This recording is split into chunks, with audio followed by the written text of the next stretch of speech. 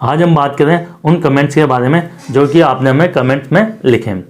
किसी ने लिखा कि सर मेरे को प्लास्टर चढ़ाया गया था, प्लास्टर चढ़ाने के बाद मेरे जॉइंट स्टिप हुआ है, वहाँ पर मुझे पेन भी हो रहा है, वहाँ पर मेरे स्वेलिंग भी आ रही है और जैसे मैं चलता हूँ तो चलने में मुझे लचकपन वगैरह आना।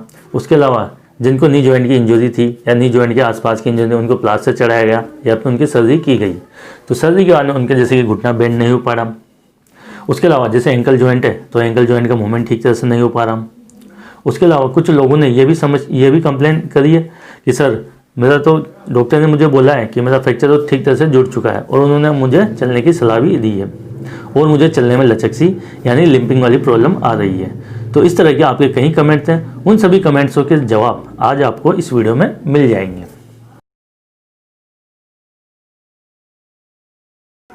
Hello friend, this is Dr. Anil Meena.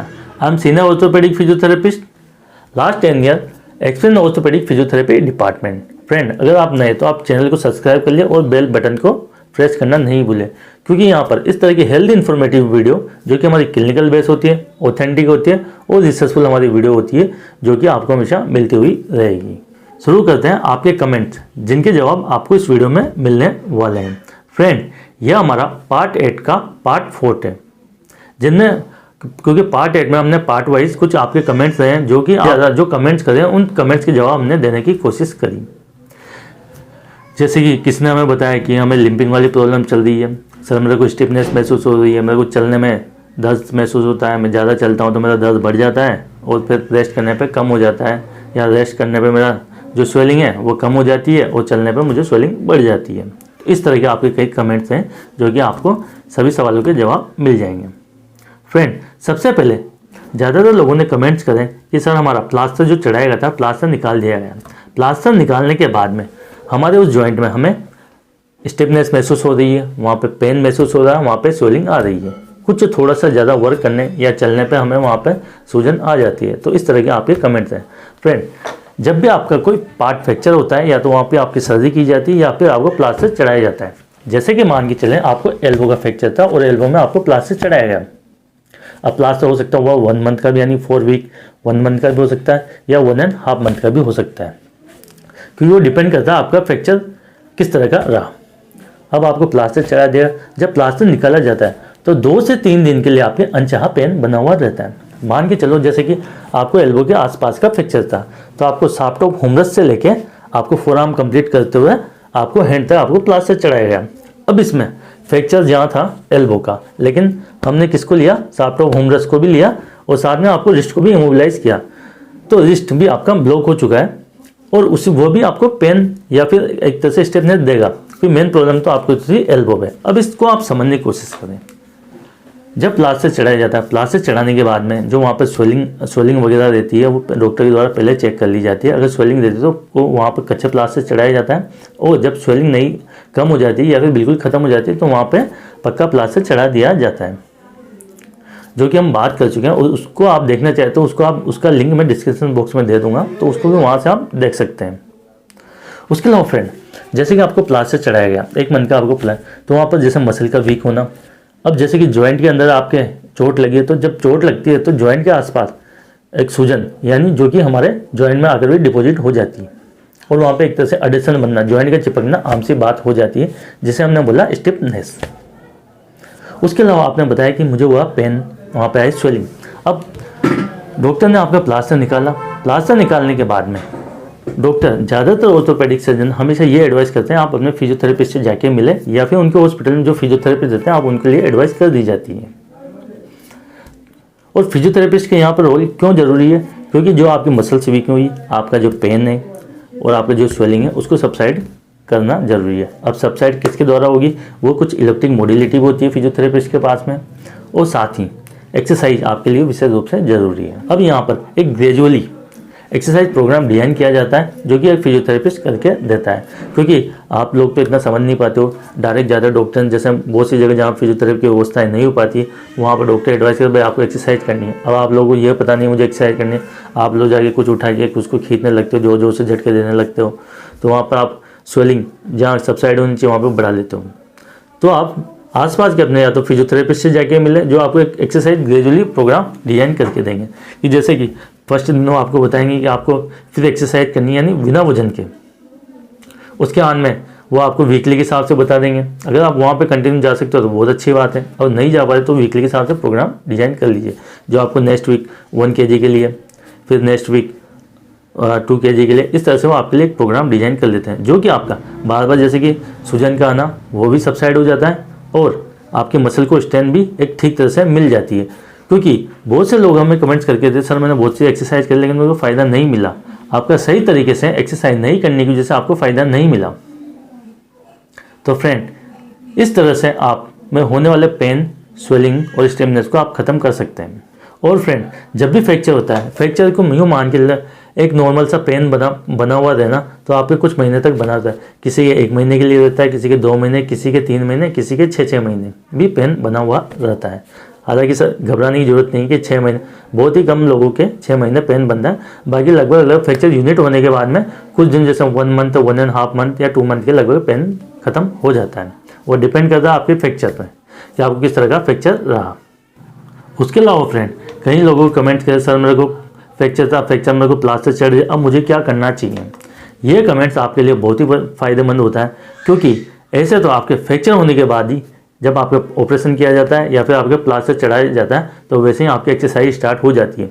अब एक्सरसाइज किस तरह से स्टार्ट होती है, जैसे कि फ्रैक्चर यहाँ पे, ठीक है, तो ऐसा नहीं इस वाले पार्ट को आपको हिलाना डुलाना है, वहाँ तो आपको प्लास्टर या फिर आपको जो भी ब्रास वगैरह वो पहना दिया जाता है। उसके अलावा जो आपके फ्री मूवमेंट है, फ्री मूवमेंट जैसे कि यहाँ से लेके आपको रिस्ट जॉइंट से लेके साफ्ट ऑफ हुमरस का आपको प्लास्टर चढ़ाएगा, तो उसके लिए जैसे कि आपका शोल्डर जॉइंट है ये आपका ओपन है, उसके अलावा आपका फिंगर मूवमेंट है ये आपका ओपन है, तो इनको आपको प्रॉपर रूप से एक्सरसाइज करनी है।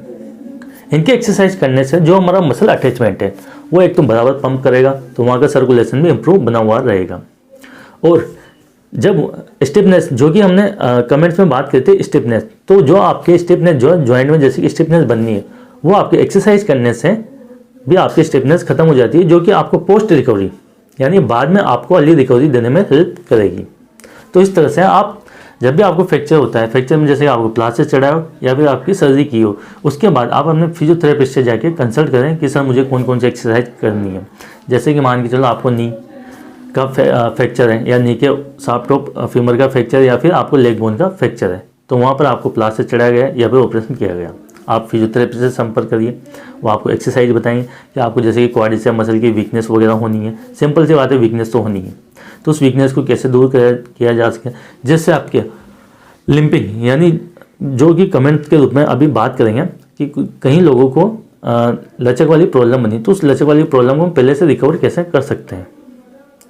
उसके अलावा जो मसल वीकनेस होना है उसको भी हम कवर कर सकते हैं, और उसके अलावा वहाँ पे जो स्टिफनेस यानी एडिशन जो बनने उसको भी बनने से रोका जा सके।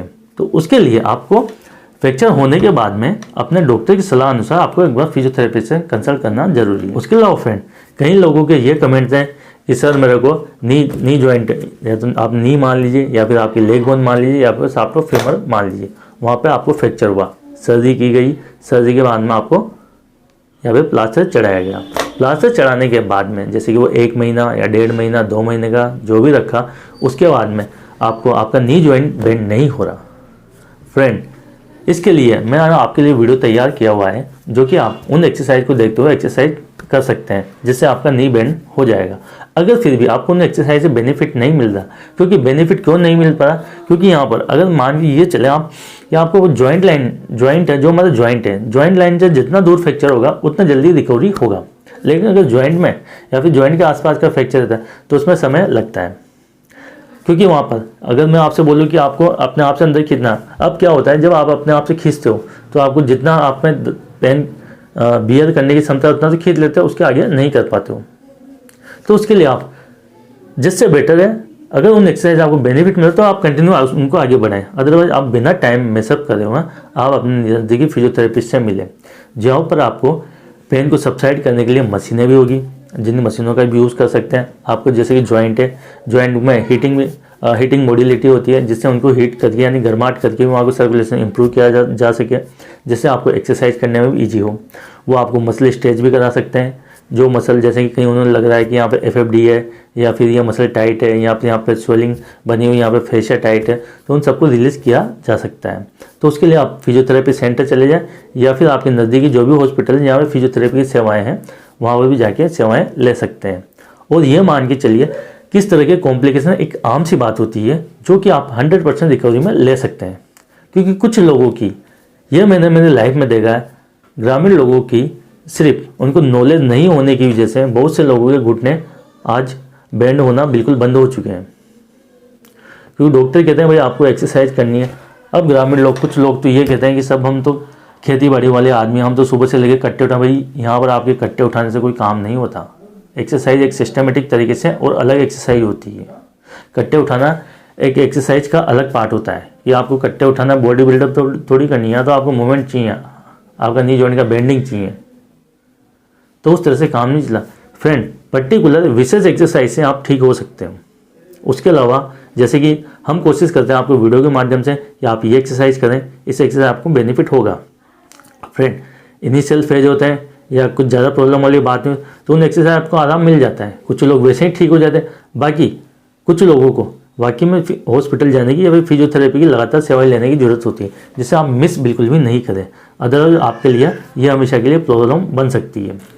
कई लोगों को कमेंट्स करें कि सर मेरा ऑपरेशन हो चुका है, प्लास्टर निकाल दिया गया, उसके अलावा मेरे को 1 महीना हो चुका है, 1.5 महीना हो चुका है, लेकिन अभी तक भी मेरे लिंपिंग वाली समस्या, यानी आपके जो आपके चाल है, चाल का लचकपन आना बना हुआ है। फ्रेंड, यहाँ पर क्या होता है, जब शुरू में आपको एडवाइस करता तो पेन की वजह से आप अपने जो मूवमेंट रहते हैं मूवमेंट बिगाड़ बैठते हैं।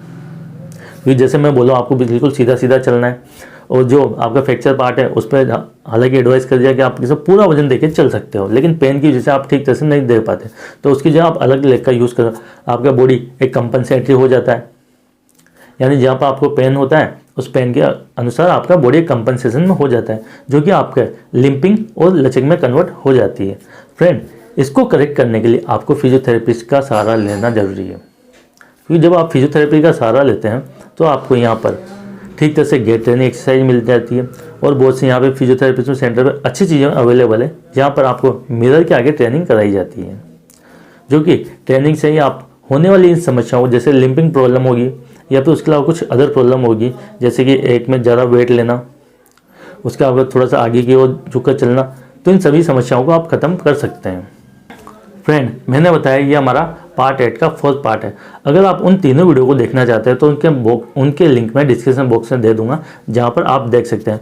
उन वीडियो में हमने आपको कुछ कमेंट लिए, उसके अलावा हमने बात की थी कि अपर लिम्ब के फ्रैक्चर कितने दिन में जुड़ते हैं और लोअर लिम्ब के फ्रैक्चर कितने दिन में जुड़ जाते हैं, तो उन वीडियो को भी आप देख सकते हैं। फ्रेंड, वीडियो अच्छी लगे लाइक करें, आपका कोई भी कमेंट्स है तो आप कमेंट बॉक्स में कमेंट्स कर सकते हैं। उसके अलावा आप मुझसे कंसल्ट करना चाहते हैं या ऑनलाइन अपॉइंटमेंट लेना चाहते हैं तो उसके लिए आपको एक छोटी सी फीस पे करनी होगी, जो कि दिए गए नीचे वाले व्हाट्सअप नंबर पर आप अपना अपॉइंटमेंट बुक कर लीजिए। उसके बाद ही आप मुझसे 1-to-1 कंसल्ट कर सकते हैं।